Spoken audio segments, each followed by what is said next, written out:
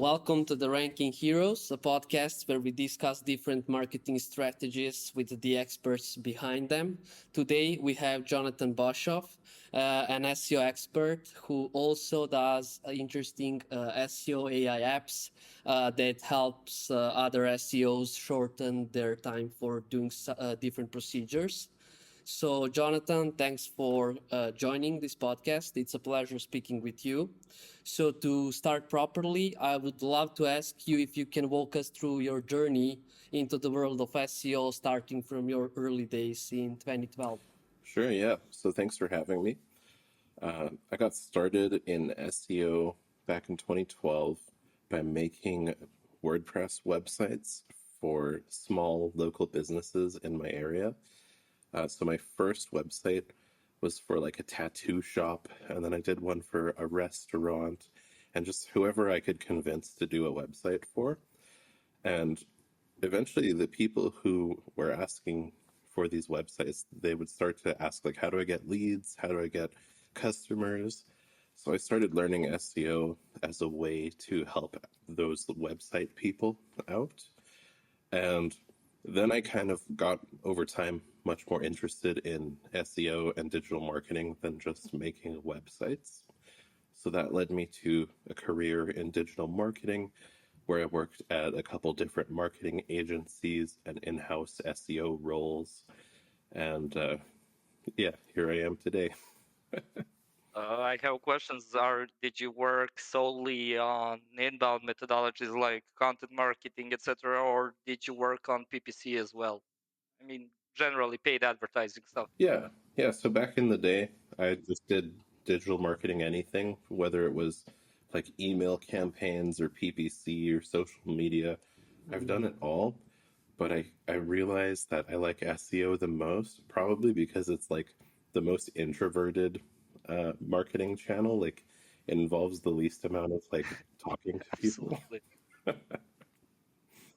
Yeah, and a huge amount of data that you cannot have. For instance, with advertising, you see a click, you see the input in the output, and as for SEO, you always have those latency and results. So it's Yeah. Yeah. much. I mean, it's much more interesting chasing rabbit holes and stuff. I feel it. So, since you're now pretty much into the AI and SEO, combining those together and mixing up to get some interesting tools out of it, like, did you have that in mind before the chat gpt and the AI came to the market? Did you already have something in your mind you wanted to automate some procedures, or did that inspire you after the chat gpt and the massive AI spread Yeah. that happened like 2 years ago? So that's mostly what got me into it is when ChatGPT came out, I just started giving it SEO prompts. And I quickly realized that it's going to help me do my job faster and easier. I was like, oh my goodness, I was really happy to start messing around in ChatGPT. I was an OpenAI beta tester. So I was messing around with like the early stages when it was in its infancy. And I was kind of following along before that. Like I was posting about how, like Google built new supercomputers that'll be able to handle AI applications. So I have kind of been there for most of the steps, but I didn't really get super involved until ChatGPT. And then what happened with ChatGPT, I started coming up with all these prompts, and I realized that if I wanted to get the same kind of outputs every time, I need to start like writing my prompts down and like copying and pasting them in. So I started like collecting them on a spreadsheet, and eventually that became like a database. But then I realized that ChatGPT can also help you code Python. And I had messed around with like Python scripts before, and tried scripts that people in the SEO community had made, but I never really dug deep into Python until ChatGPT could start coding it. And then I started making my own Python scripts to do the things that I wanted to mess around with Python. And that was like the next step for me, using Python and ChatGPT to make like applications. And then I kind of realized that Python applications are really buggy because I would share them on social media, and like 5 comments would be like, "This is amazing," and 5 comments would be like, "I got this error." So every time I posted, I would be like trying to fix all the code, and I don't really know how to code Python. So if there's errors, I'm just throwing them into ChatGPT and being like, "Hey, I got this error," and it would fix the code for me. Yeah, but at least, I mean, if you develop WordPress websites, if at any point you actually access the source code, the semantics are really similar. I mean, similar. So if you know the functions and their behavior in other programming languages, it's easy to kind of read and understand the parts of code, even though you cannot write the code yourself. I mean, these are the things that I tested out. Same with ChatGPT. I mean, I consider myself a failed developer. Was doing PHP, JavaScript, Python as well, R, but I am not sufficiently well versed in all of the in full semantics of the code, so I will know the full semantics of each individual of those programming languages. But I understand the functions, I know the algorithms, and to be honest, with ChatGPT, it was much easier for me to actually code Python scripts specifically for SEO. So hats off, I understand that part and the issues behind it. I have a follow-up question regarding that, though. What are your, I mean, even when I was working and making some Python scripts, Python or PHP, when it comes to crawling or something regarding SEO, I always try to avoid using APIs as much as possible due to their limitations or because they don't have long-term support. Much of the projects that were existing at the time were just a complete fail. For instance, React. It's a complete failure today, but it was a big thing when it kicked off. So I've noticed that a lot of the things that you had on AI SEO Academy are strictly tied to ChatGPT and to its API. Have you considered or have you worked with any other GPT model that you trained on your own or used any existing ones locally? Or are you completely relying on ChatGPT? Yeah, that's a good question. So, I mean, in your line of work so far, with this other tool that I use, and that's kind of like the next step, is after I realized that Python scripts are really buggy, because I can't foresee all the errors that people are going to get because I don't code Python. true. I started using a no-code builder called Moonlit Platform. It's not a very well-known Yeah, one; it's yeah, fairly nice. new. But I started using this platform, and it just has like a drag and drop interface, so I didn't need to focus so much on the Python. And in that interface, you can change the chat model. So it's got uh, the OpenAI models like GPT-4, GPT-4o. It used to have 3.5 and 3.5 Turbo, or I think it still does actually. And then it's got Llama, it's got Gemini, it's got Claude, it's got Perplexity, which is really cool because you can get those same like web browsing features I from haven't heard Perplexity. about Perplexity. Yeah, there's a Perplexity API now. I haven't heard about Perplexity. Awesome. Awesome. I'll look into it. But the cool thing about that is all you have to do is click the 'Cause- little model drop down and switch it to whatever you want, and they're all in there. Nice, man. yeah, that's the thing. I mean, that I think that when it comes to programming, the most important part is to actually see the logic, see the algorithm behind getting to that point, what you need. So no code platforms are actually, I mean, from a developer perspective, if a developer, someone who considers himself a full stacker or someone who actually knows vanilla languages, they are automatically like stigmatizing it. They don't want to even look at it. But from a perspective of a person who knows what they want to achieve, but they don't have the skill or knowledge completely to follow it through, but they know the logic, they know the logic behind the algorithm, and to polish it. No code platforms are really, really cool. I actually tested out several of them. Haven't heard about. I mean, I heard about Moonlight One. Still haven't made it there. Still focusing on some of my own customs and ChatGPT also for Python development. But I'll really look into it and test it out. It's a cool, cool Yeah. thing. But yeah, a lot of people stigmatize it a lot, specifically in the development world. And I'm really glad that the SEO people are actually going that direction. Like, yeah, go no code. Yeah, like while we are there, I want to ask another question is like, how did the integration of AI into the SEO take place in your career? Like, I suppose that what was before like a 5 hours long work that you can now shorten it to like 30 minutes or so. So are you able to handle more projects at once and do them all by yourself? Are you using the same approach for different SEO strategies but shortening the steps with AI, or how does it work? Yeah, great question.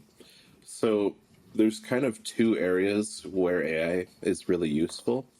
Number one is doing something consistently and repetitively. So, like a great example is title tags and meta descriptions. So, you can create an app that's just going to do that for you. So, I kind of started by creating those apps that are going to do the most common repetitive tasks. So, that was one of them, title tags and meta descriptions. Another one's like keyword research or like on page SEO recommendations, just like typical day to day stuff. Like Content creeps, yeah, etc. content briefs. Content decays and yeah, content decays and stuff that you can track with. I saw a similar thing that you already published on Yeah. AI Yeah. Academy. The other interesting part of it is stuff that you probably wouldn't have thought of before AI, which is like using the speed and intelligence of AI to kind of do things a little bit out of the box. And that's where those like EEAT checker tools come in. Like they can check so many details from a list of criteria instantly and tell you exactly like where it did well, where it didn't do well. You can compare it against other pages. So all that stuff is possible to do manually, but it would take hours just to do like one page in the same way that AI can do it in like a minute. True, So that's true. kind of like the other area where AI is really cool. Cool, man.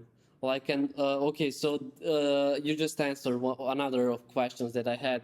So, like, what motivated you to found the AI SEO Academy, and what are the primary goals you aim to achieve with it? Yeah, so the goal there is largely just to share what I've learned with other people who are mostly like SEOs and developers. And that's how it started. I was just like, this is really cool. Other people should know how to do this. My assumption was that I'm just like a really early adopter, and in a couple years, or maybe even just like a year, a lot more people in the SEO community will be doing similar stuff, like messing with tools and AI to help them do their jobs. So I was like, it would be cool if I had like a little community where I could show people what I've learned, and maybe I'll get other like-minded individuals in there. And I've kept it pretty open, but some really interesting things have happened since I created that group. Like I've had everything from Python type of developer people, like full stack developers, come in and like show me new things and help me learn, to people who are like in startups and they're trying to like make their startups grow and succeed, but they don't have any team or resources. And then they come in, they're like, oh, there's all these tools. This is super helpful. Nice. And they can get so much more done than they couldn't have done before. And the really cool part about making SEO tools for people who aren't SEO experts is that I can give them my expertise like baked into a tool so that they don't need to go and learn why, like EEAT Beautiful. is important, how to look for it, and all that stuff. I can just do it for them and give them a tool. And it saves them time and helps them just like keep going and be more productive and do the things that they need to do. Yeah, so now I can see the difference between the AI SEO Academy that you're running from the traditional SEO courses that take a long time to complete, and then once you finish with them, then you still need to do it manually in practice on websites, and you don't have the tools that will just help you do some procedure in a few clicks. So, man, what you're doing, I think that you're giving free value to all the people out there, and like hats off for that, man. I really support that, and I love what you're doing. Thanks. I have another analogy that I want to ask you. So I'm into woodworking, metallurgy. Those are like my hobbies.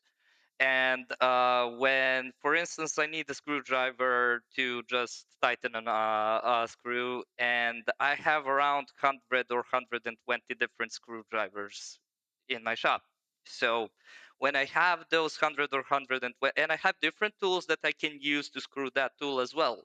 But the moment I need it, because I have that many tools, it's difficult for me to actually catch and find one that I'm using, and I have sort of a tool creep in that way. When it comes to developing tools, scripts, etc., you definitely had a lot of them that did similar stuff or similar work that are incorporated in that part.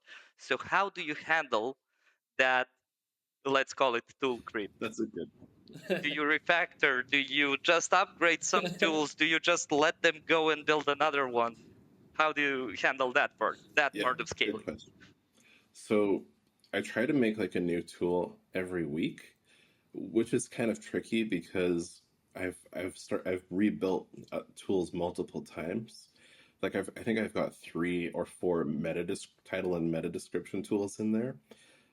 I've built like 3 or 4 That's what I wanted to know. EAT catcher tools. So basically, like what I'm doing is I'm kind of reinventing it, and then I'm because a couple months later, there's new technology. I understand the prompts a little bit better, and then I'm like, I didn't really like the output that one gave. I'll try and make it a little bit better. But instead of just deleting the old one, I just kept it in there, and that's something I've been like unsure about. Like, should I just get rid of the old one? Should I keep it in there? Because they all do slightly different That's what I wanted to know. things. Yeah. Do you just drop it and completely throw it in the bin and make another one, or do you try to upgrade and refactor it as much as you Yeah, can? so far I'm just Awesome. collecting them, but I do go in and upgrade the old ones. Like I went in and changed all of them to GPT 4.0 when that came out, just because it's so much faster and better. Um, and like I'll go in and like when Claude 3.5 came out, I went and I changed my like some of my content writing tools to use Claude 3.5. So I do go in and do like sneaky upgrades that I don't really announce. Sneaky upgrades, love it. Like, and can you share some insights into the development process of your AI powered SEO Sure. tools? So there's no brilliance behind that process. It's largely a lot of trial and error and just getting frustrated and trying new Mm-hmm. things and spending the whole day not getting anywhere and then getting up the next day and trying again and then finally you get it working and then you're like, aha, I've done it. And then you can go post it. So that's basically the process. Yeah, story of my life. We should definitely get a beer sometime. Oh man. Yeah, I mean you need to be persistent, you need to repeat the process, and like if you like just give up, then you are avoiding, like for example what you just said, you're not doing it successfully that day, but tomorrow morning you get up, you grab a coffee and you finish it in 2 hours. Like if you would give up the last day, then it wouldn't be finished the tomorrow, I mean. Yeah, So I have yeah. abandoned a few tools. So there's some that are like halfway done and I just gave up on Um, them and made something else. But most of them I've seen through to completion. So, like, are you always first looking the problems that the tools are going to solve, and then creating the tool, or you're just coming up with the different ideas? Yeah, the weird thing is, so I'll have an idea of what I want to make just in my head, but I'll actually write my like blog post first. And I'll be like, here's what it's gonna do, here's what it does. And then I use that blog post as my like assignment for the tool that I need to make. And it's very assumptive that That's I'll be able clever. to actually make the thing that I'm planning on making. And that's usually when I hit that wall of trial and error and banging my head against the wall. And I'm like, why did I plan to do this? Why didn't I pick something simpler or easier? But yeah, I start with the blog post, then I kind of work my way backwards. Again, regarding so any of those GPT tools that you're using, they have a token limit to, I mean, the token limit to exactly how much you can use their API. The tools, when you have an idea for a tool, it might work well if you have, let's say, a website with 50 or so pages, but once you hit the wall with a website that has over 500,000 URLs, you either get expiration or you need to pay up for those tokens. But in many cases, you don't know when, I mean, specifically the way you work, you don't know or you cannot estimate at what point, what threshold will that tool be kind of either unuseful or it will cost too much to have it done that way. I mean that it's not completely cost effective. Is this the way you do it, or do you handle those estimates before you start doing working on that tool? Like in terms of, hey, I estimate that this is going to be like really really heavy for high number for websites that have a lot of Yeah, URLs. good question. And I've definitely experienced that. Like, I've built tools that use GPT-4 when it was more expensive, and it cost like $1 per run. And I didn't realize that until I shared it. And then I ended up getting like a $300 bill from OpenAI. And I was like, wow, I really should have put some thought into that before sharing it publicly. So that has happened to me before. But today, like all the AIs are way cheaper than they were even just a few months ago. So it's gotten quite a bit better. I mean, we reached that plateau where they kind of sort of stopped more with the upgrades and more with the optimization in terms of how much they will cost, how much energy they will spend, the infrastructure, etc., etc. So, at least from what I see in the next 2 years, at least they will more be focused on optimization of costs for those AI running than to actually add some new Yeah. features. But yeah, it was at start whenever when it launched first, all the tools that, I mean, there were thousands and thousands of tools, not specifically for SEO, for anything else that where AI can help, but they all like appeared and disappeared 3 months after because exactly due to those reasons they weren't cost effective, they weren't sustainable in that Yeah. part.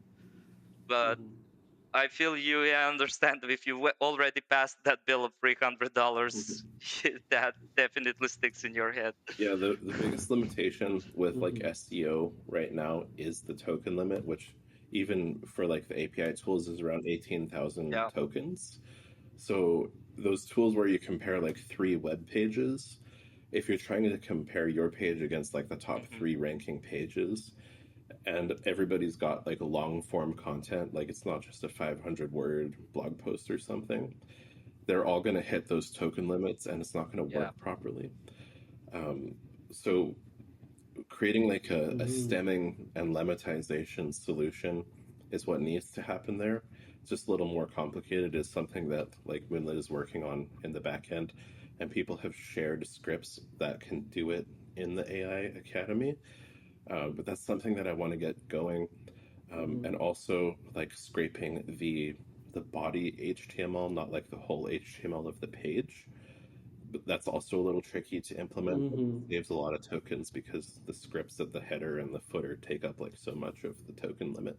And have you considered or tried, for instance, to shorten those steps by first, let's say, you scrape the pages HTML specifically using some SEO tool like Screaming Frog could do that part of scraping, and then uploading those specific parts to GPT models itself. I mean, so it's an added step. It's a complicated thing, but still, it runs locally and it doesn't require that API. The point is, have you considered moving any of those functions outside the GPT, where you can use them locally or something instead of just pushing everything to GPT? Yeah, I have thought about that because it would be easy to do like a screaming frog crawl with like the HTML enabled and then just chop out the headers and footers. That would be totally doable. It's just not something that I have dug into yet. It's on my to-do list somewhere. Well, you're making a new tool idea each week, so I bet it's down the line. It's Yeah. somewhere in the backlog. Yeah. Yeah. So yeah, also I've checked your profile and I know that you have high skills in SEO content. So I wanted to ask you, how do your AI tools optimize content strategies and what advantages do they provide over these traditional Yeah, methods? that's a good question. So the big one, the big two is speed and comprehension. So it takes a lot of brain juice to read content and provide like specific SEO recommendations on it, like maybe refine this section here, tweak this. That is very time consuming for SEOs to do. And AI can serve as like an assistant that helps you do that stuff. I wouldn't recommend just like copy pasting what the AI says, but it can point you in the right direction. Like you can say, this page did this and your page didn't. And you can go, oh, that's interesting. And then go look at your page and be like, that's true. This page did a way better job of explaining these points, and my page didn't go into those details. So now I know, oh, I can expand there. So it's a lot of like just time saving that it can do for content. And then another part that it's really good at is like the briefing stage. So let's say that I just want to get the top 3 pages and turn them into a content brief. AI can do that in like a minute. It's really quick and easy to do. And I think the bar for good content is getting higher because it's so easy to just scrape the top 3 pages and turn that into like a content brief. So it's gonna have to you're gonna have to add something on top of that, like some information gain. You have to bring something new and exciting to the table that wasn't already in those briefs. Like if you're just trying to create some Frankenstein of existing pages without bringing anything new to the table, you're probably not going to see much success. But even then, for a lot of companies, just making a decent piece of content is still a huge challenge, especially for small businesses.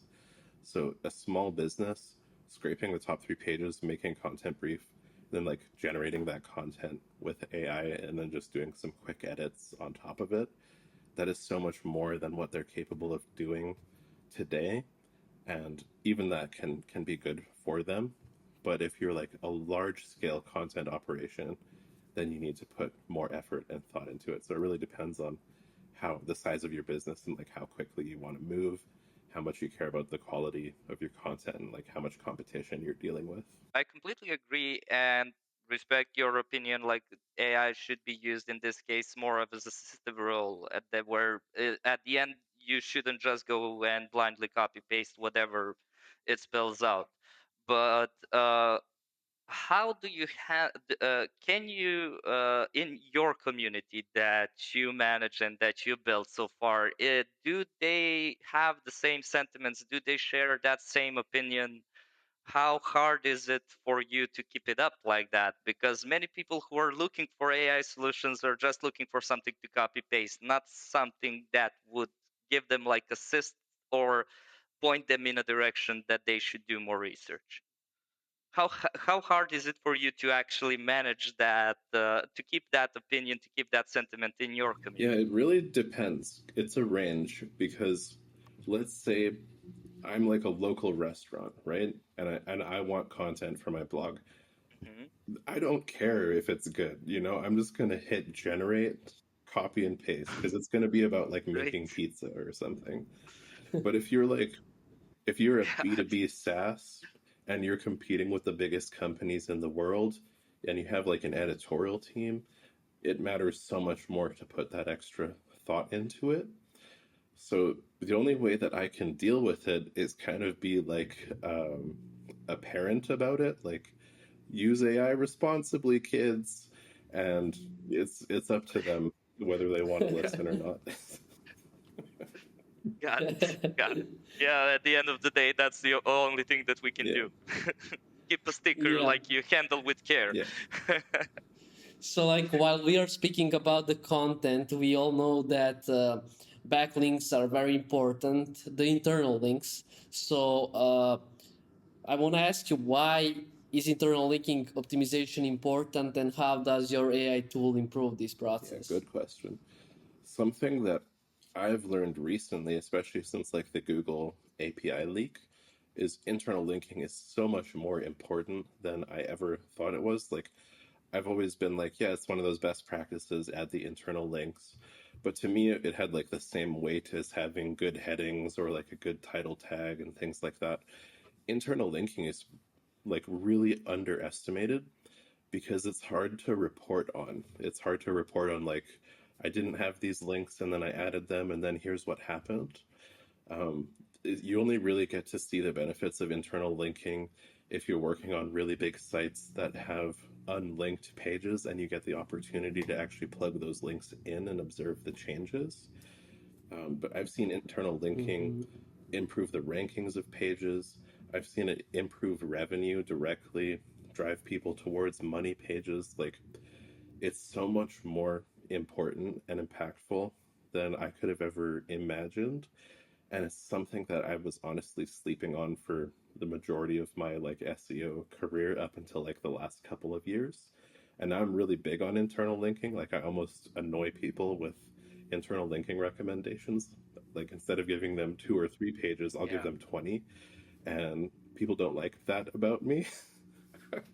But I do it because I know it's important and it's going to be impactful. So for the AI tools, I've built 3 of them so far, I think, that help with internal linking. One of them just automates the Google search, and it's the same internal linking strategy that most SEOs use, which is when you type like site and then you put your domain and then you like enter your keyword and you do like minus URL and filter out some of those URLs. So it does that, but automatically using the Google search API, and it just finds 10. Yeah, it's using search operators, Yeah, it right? uses search operators, and it just finds like 10 linking ideas per page. And it's supposed to be pages that don't already link, but it's not 100% accurate. I need to like go back and work on that some more. And then we've also built tools that help with the placement and the anchor text and the context around internal links.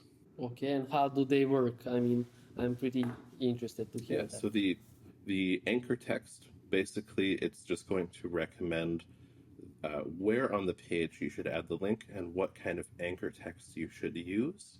And you just like give it your page and your keyword and your link, and it'll give you a couple options. Like, you could put it here, you could put it there. It's not perfect, like it's not as good as an SEO would do it. Sometimes it's a little bit silly, like it'll add things like, and if you want to read our ultimate guide on blah blah blah, click here. And it's like, no, GPT, bad GPT. Oh, bad GPT. Yeah, that's true. So like, True. no AI is perfect.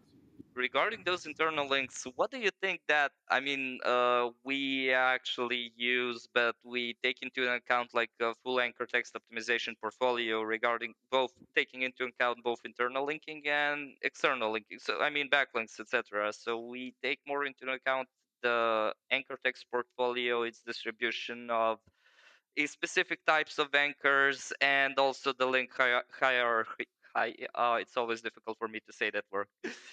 Meaning Hierarchy. how many links what page has and how it should be prioritized. But in this case, I want to know, what do you think that what's the background of why their internal linking works? Is it more because you're doing content refreshing? I mean, if you want to do an internal link, you need to edit that page. It automatically updates the sitemap, the last modification date, change frequency, etc.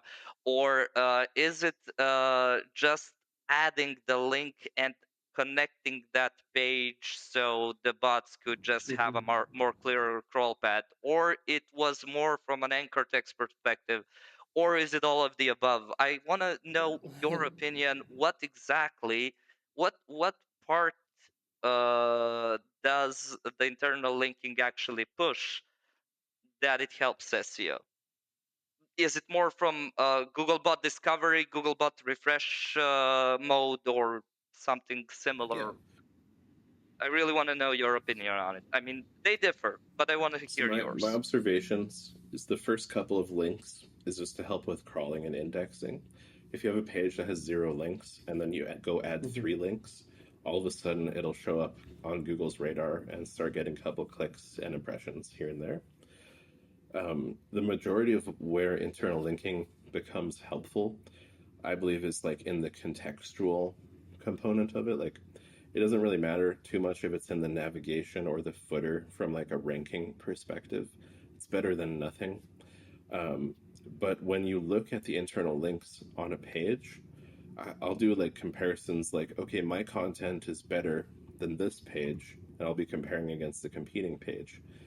And the competing page, the content isn't as good, but they have like 40 internal links, all from relevant pages. So they've built, and that requires you to have a content network that's really relevant to that topic. Like, you couldn't fake that if you just had a bunch of random pages and started linking to them together in a way that didn't make sense. Exactly. So it's basically like showing Google that you've already done the work of creating all of this context, and you're not just working on one topic. You have all of these like interlinked topics that are all relevant to one another. That, I think, skews the weightings in your favor. So if you have better content, but the competing page has way more links, they can often outrank you. And then with like the internal links, So it's a soft balance between context and technical parts as well, meaning this has more internal links. That's from a technical perspective, but those internal links contextualize by adding topics from different things. So a bit of both worlds in that yep. case. And that's what I think the majority of topical authority is. It's how many like contextual links you have pointing to your page about a certain topic. It's like your background. Yeah, exactly. I mean, we share the same opinions.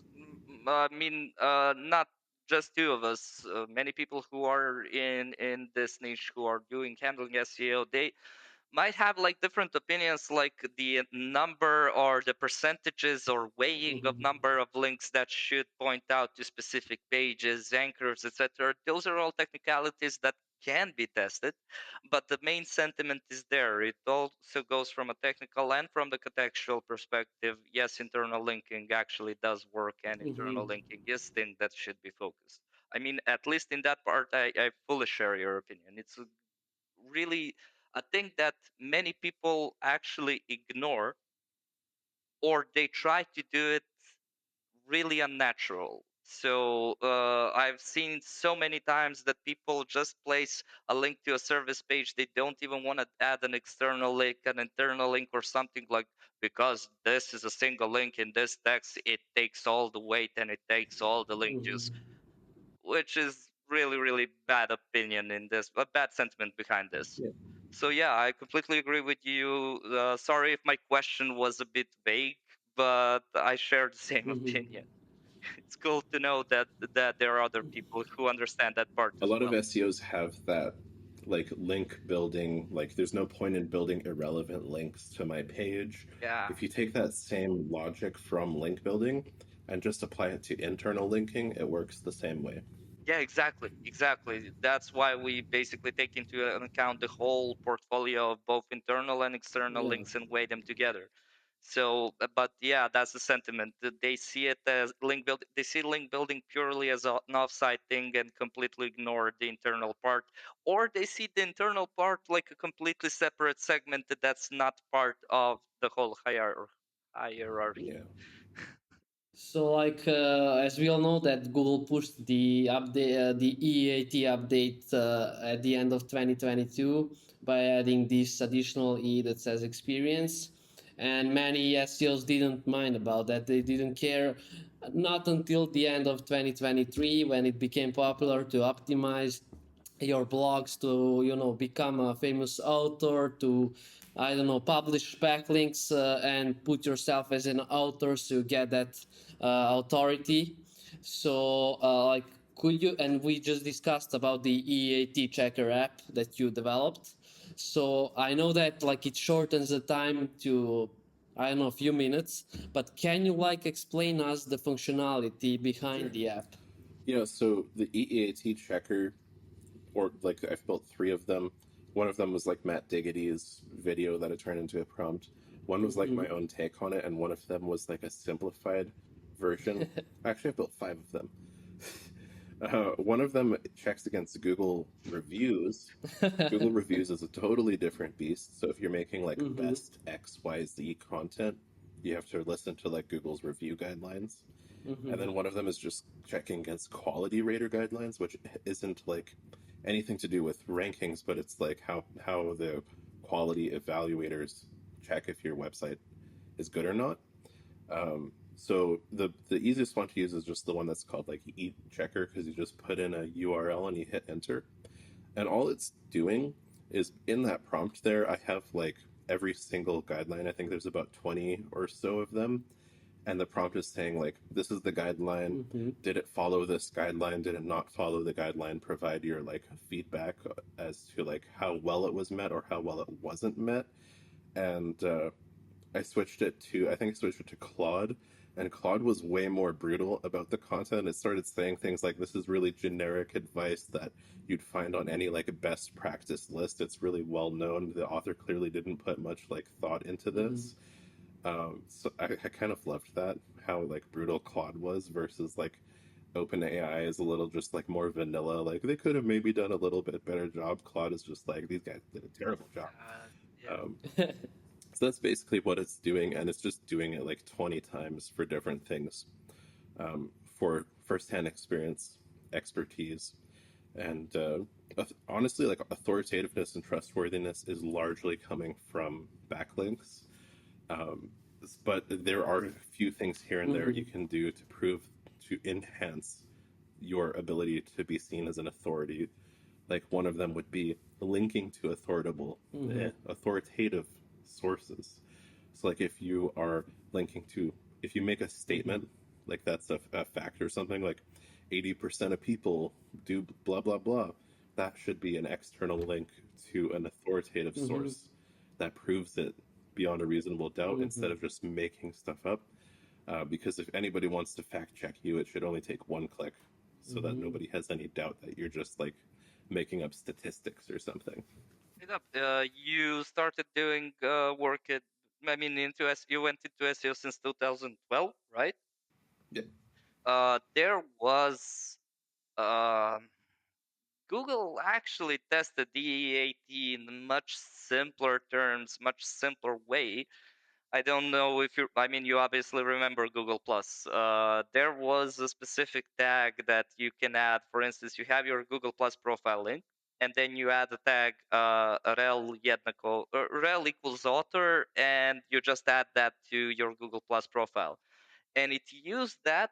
So it basically will create like a panel like you have today, like a knowledge panel for a specific person, and in that way it connected and created EAT. Hi, this is an expert who has experience, who's an author, trusted author. He's on all of these websites because we have a backlink going to his Google Plus profile. It was a much simpler version of them testing out EAT. I mean, they advanced it so much more. I mean, after the Hummingbird update, when they could actually go through contexts, because you can do a lot of things with links, and you can fake trustworthiness, you can fake authority and expertise in that way. But how do you, if you remember those days. So I mean, Google Plus was shut down somewhere in 2012. So this thing was somewhere between 2008 and 2012. If you could compare, if you remember bloggers or people who were actually experts in the SEO field from that era, let's say Brand Fishkin, Matt Cutts, Gary Ilias, Dan from the NSEO, or those people, if you could compare that period and authors that you met in SEO field, and how did they appear across the web, across the search, to what you're seeing today? What's your opinion? Was the old thing better in affirming EEAT, or the new thing that you're seeing Yeah, today? that's a good question. So the really interesting thing is that Google can now tell who the author is just by the way that they write. So it's impossible to fake. Right. Yeah. Google has secret author profiles on various authors. And I tested this before because I was working on like a loan site, and I changed the author of one of the posts to Warren Hmm. Buffett to basically prove people wrong that it wouldn't do anything. And it didn't do anything because it's clearly not like Warren Buffett's writing style or speaking style. You can't just like, because like in Got it. theory, if I change the author to Warren Buffett, it should rank better because he's like a financial guru, right? Um, Yeah, exactly. And if you had that trail author, you can just add that part to any of the links, like linking to yeah, his Google Plus profile, and basically do online reputation management, negative or a positive yeah. one. So yeah. So it's much harder to fake. Like back then, you could fake it a little bit. Like you could send the fake signals to create and like game the system a little bit. But today, you can't fake authorship because Google knows who an author is, unless you're not like a well published author, like if you've only written a couple of posts. But a lot of the people who are like expert authors, they've written on multiple websites and they have the same writing style. So it Google kind of creates a profile about that person. So the modern day version is much sneakier and much more effective. And that's why Google was able to shut down things like Google Plus and Mhm. author profiles. There was even author schema. They never ended up using it in their ranking algorithms. They Yeah. were like, we don't Yeah. need all that stuff. We just need like the sneaky Mhm. hidden author profiles, and we're good. And that's what they've been rolling with ever since.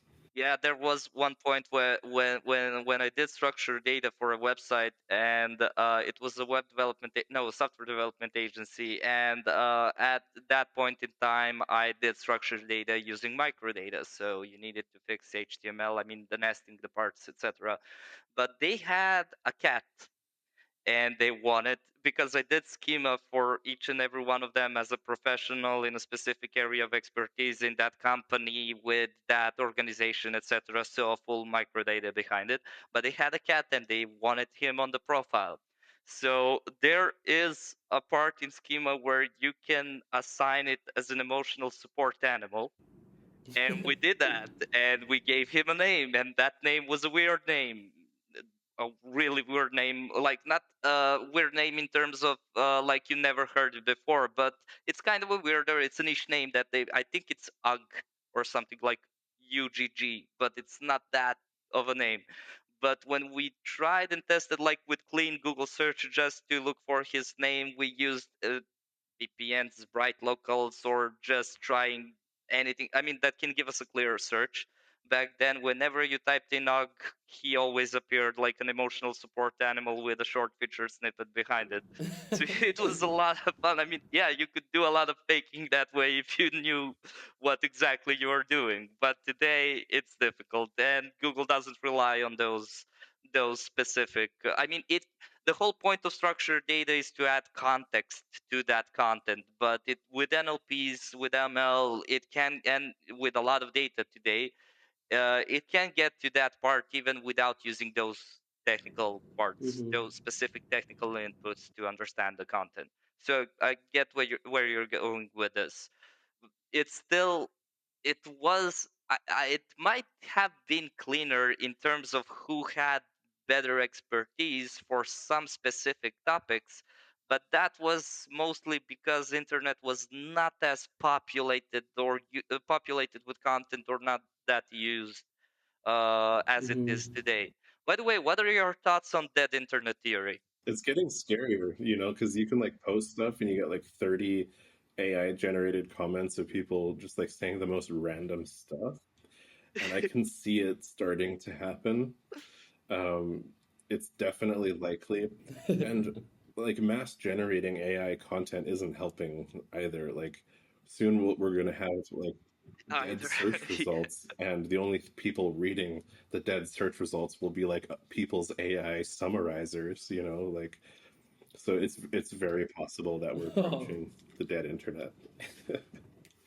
Do you think that Google's design approach with 10 blue links is something that needs to die and turn more over to GPT search results like, hey, something like Bing implemented recently. Yeah, these are the search.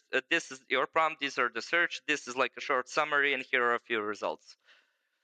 Do you think that this is something that we should go towards to, or should we stick to 10 blue links with the same UI where people can make and assume their own opinions, like what result is the best, rather than going with a single one like Bing and GPT, or I mean other Yeah, GPT. like there's definitely cases where AI is more useful. Like if you just want to know some answers to some basic questions, AI can answer most of them for you. But if you want experience or expertise, that's when organic search results become valuable. And that's why I'm always talking about those things, because I'm thinking towards the future. Like everybody's making AI generated content. You're the only person who's put any real human expertise or experience into your content. Real work. You're going to stand out. I do like the organic 10 blue links just because I'm a bit like nostalgic and old school. But the problem with AI is we shouldn't trust it to give recommendations. Like if I'm looking for the best restaurants or the best software or something, and AI is just like, this is the best software, use these. Like, how should I know that I'm supposed to trust that AI, that those are the best softwares? Whereas if I can hop onto Google and I'm seeing a thing like, we tested 27 different softwares, here's what we thought of each one, and there's like a detailed breakdown. That's like a real human doing the work. I'm going to trust that way more than what ChatGPT tells me to do. Definitely. I mean, when it comes to, for instance, also those GPTs are limited when you try, let's say you have lyrics, you want to find the lyrics of a specific song, you input the song and the author, but they won't give you the lyrics because they are copyright protected. What happens with software that has trademarked or copyrighted brands behind it? They won't be even included in those lists or mentioned in those lists. But GPT won't tell you that, but it will go with the less resistive path, like find the ones that are not copyrighted and just include those in its output. I Yeah. apologize. Human content will always be there and ranked and valued better. The AIs that look for expertise, they're just searching the web anyway. Like Microsoft or ChatGPT just searches Bing and it goes, here's the top ranking results. These must be the right ones. And other AIs might use Google. But when it comes down to I need real human opinions on this, even AIs will turn to the search results for now, anyway. Yeah, I have another question. For businesses looking to integrate AI into their SEO strategy, what are the first steps they should take? For an example, how can small businesses and startups leverage AI to compete with larger corporations in the SEO space? Yeah. So the best place to start is with ChatGPT and by recording prompts so that you can get consistent outputs. That's kind of where it all begins. And you can use the prompts that people have given you, which is great because there's a lot of people sharing their prompts and their processes. Like I'm only one of the one of the very large amount of SEO people who are posting their prompts and their processes and their systems. You just want to be hunting for those, probably on LinkedIn, and like making a spreadsheet or something like this prompt does this, and then you can test it out and see if you like it. If you're a small business owner or something, that's the best place to start because it's not very complex and you'll learn along the way. You might eventually get to the point where you need something more complex, like you need a tool or a system or a process that's going to do like automated steps, but that is much more complex. It's way easier to just keep it simple at first and start with ChatGPT, basic prompts, recording the ones you like, creating like your own little spreadsheet full of prompts that you know, like, and trust. Maybe you can score them. Um, that's how I basically got started, and then you grow from there. Can you share a few success stories where your AI-driven SEO strategies have significantly impacted a client's business? Yeah, so I was just checking on one this morning. So there's this e-commerce client that I've worked with for a couple months. They run a fairly big e-commerce store. So like their organic traffic will do something like 250,000 a month. in revenue.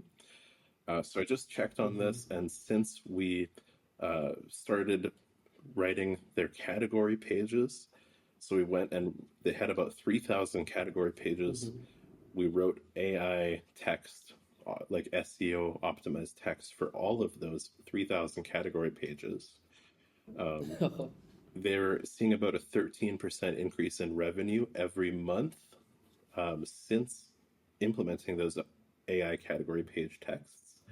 And year over year, their revenue from organic search has increased by 39%, which is, it's not like the most groundbreaking numbers, but for a large e-commerce store, that's huge. Like that's thousands of dollars in revenue that they weren't Exactly. making last year.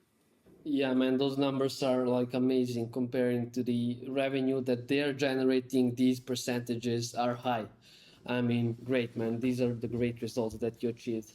So, like, could you tell us what are some common SEO mistakes businesses make, and how can AI solutions help address these issues? The big one is the knowledge gap.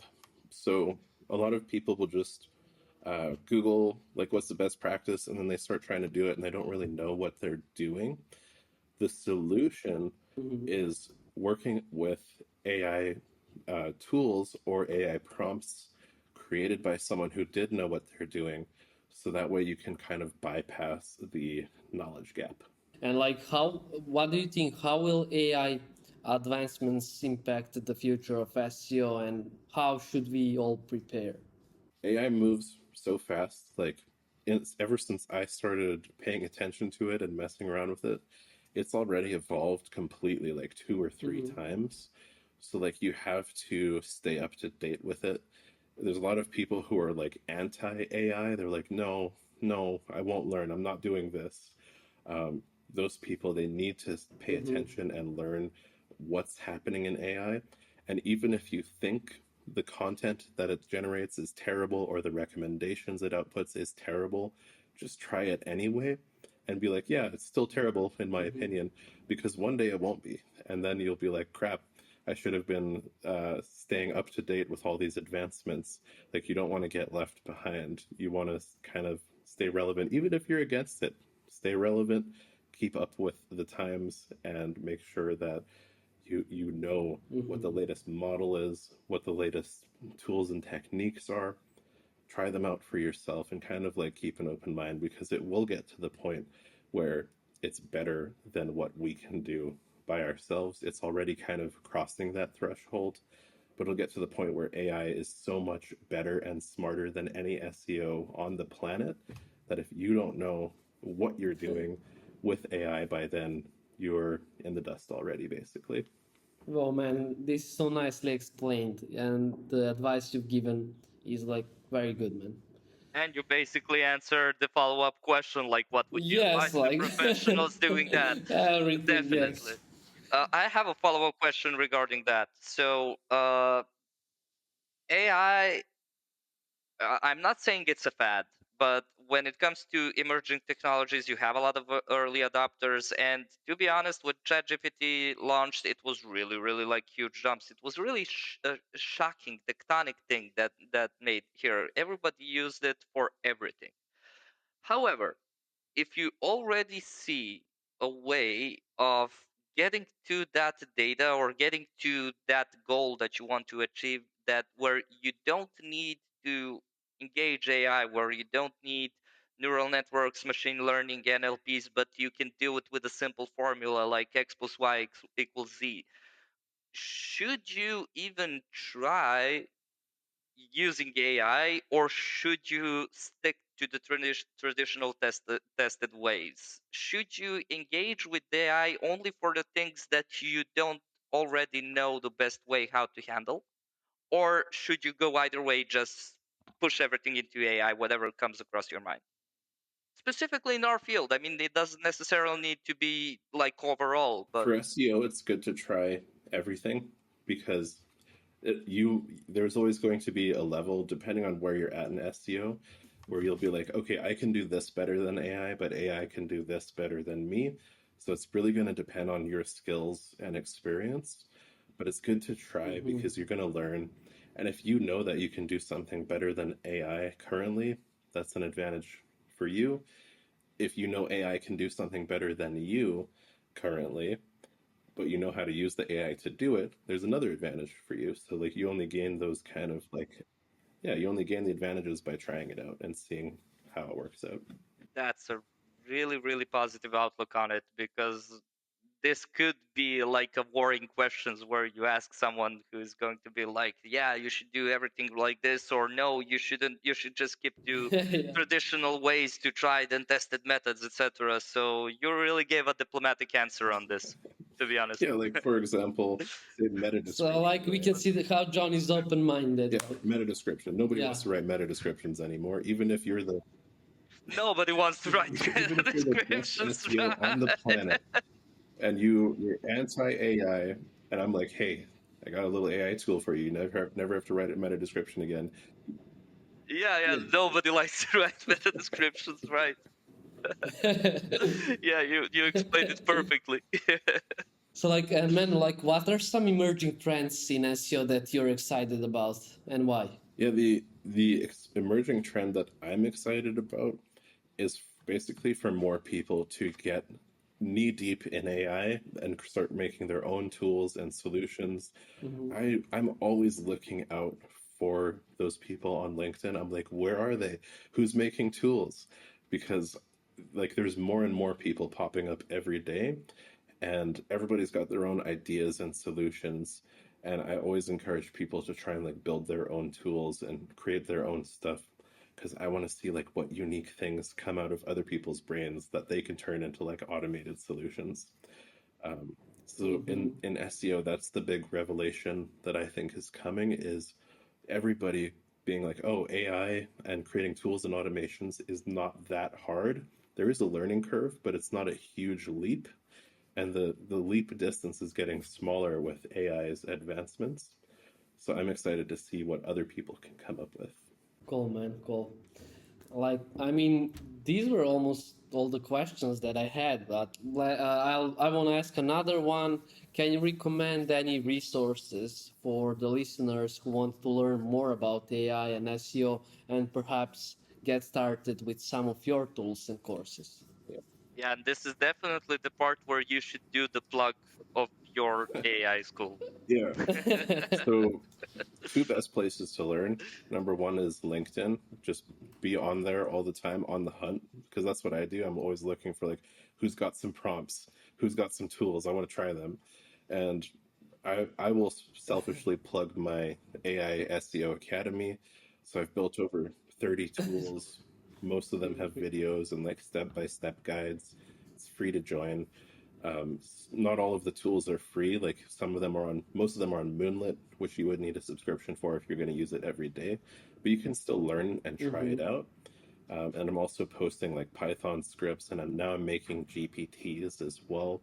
So some of the like less complex tasks, I'm turning those into GPTs just so more people can use them. So there's a lot you can learn in there. And it's a cool community because there's like developers, there's SEOs, SEO directors, agency owners, all kinds of cool people you can connect with in there. I browse through the topics, I browse through the scripts, and you really have a healthy community there. I mean, I handle communities, been in community management, but this is really, really, really clean.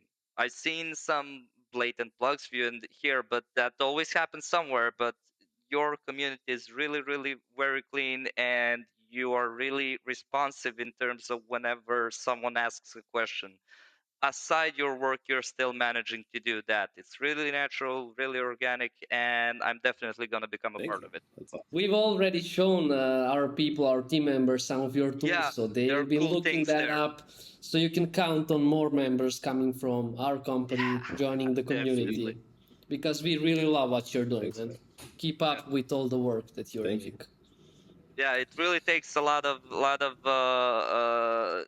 you need to be you, I kind of lost that edge. I kind of lost that thing where I want to keep up with the community, I want to build it and do that. I burned out over several communities. You still haven't, you're pushing it for 12 years at least, I mean, for now. So yeah, hats off for that, and it's a really cool community to be a part of. Thanks. Definitely. It was really a pleasure to meet like this. But again, there will be times we'll grab a Yeah, beer, one day. discuss GPTs more, and to show you why Python is not that bad or buggy, Right. but R is better. Cool, man. Yeah. So yeah, I'm gonna just do the outro. So yeah, I first of all I want to thank you for joining us on the Ranking Heroes podcast. I want to give a big shout to Jonathan Basho for sharing his wealth of knowledge and inspiring journey of combining and mixturing AI with the SEO. So like if you enjoyed today's episode and want to see more insights from industry leaders, don't forget to subscribe to our channels and follow us on social media. Stay tuned for more episodes where we bring you the latest strategies and stories to help you excel in your field. Until next time, keep innovating and remember, success is a journey, not a destination.